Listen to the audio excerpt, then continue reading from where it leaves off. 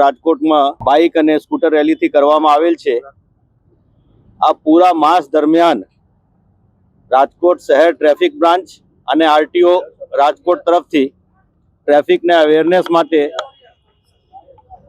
જુદા જુદા કાર્યક્રમો કરવામાં આવનાર છે, જેની આજે આ શરૂઆત કરવામાં આવી છે। આ લોકોમાં અવેરનેસ માટે ટ્રાફિક પોલીસ દ્વારા આરટીઓ દ્વારા પૂરા વર્ષ દરમિયાન જુદી જુદી જગ્યાઓ પર ટ્રાફિક અવેરનેસ કાર્યક્રમો કરવામાં તો આવે છે। સ્કૂલોમાં પણ બાળકોમાં પણ આ અવેરનેસના કાર્યક્રમ આપણે કરીએ છીએ, પરંતુ આ જે માસ છે આ ભારત સરકારશ્રીની સૂચનાથી આ પૂરા મહિના દરમિયાન આમાં અવેરનેસ ફેલાય અને ટ્રાફિકના નિયમોને લોકો પાલન કરે, આ માટે આ કાર્યક્રમો યોજનાર છે।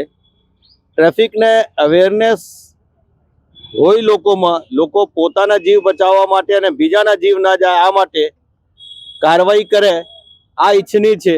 પરંતુ અમુક વખતે લોકોને થોડાક દંડ કરવાની જરૂર પડે છે, જેને કારણે આ દંડની કાર્યવાહી થાય છે। આમાં મોટા ભાગે જે છે દંડ જો તાત્કાલિક થાય તો આને લોકોમાં બીક હોય છે, લેકિન આ સિસ્ટમમાં તાત્કાલિક દંડની જોગવાઈ જ્યારથી બંધ થયા છે ત્યારથી થોડા જો કે આ કાર્યવાહી જો કે થોડી લોકોમાં થોડા ઢીલાસ આવી ગયા છે।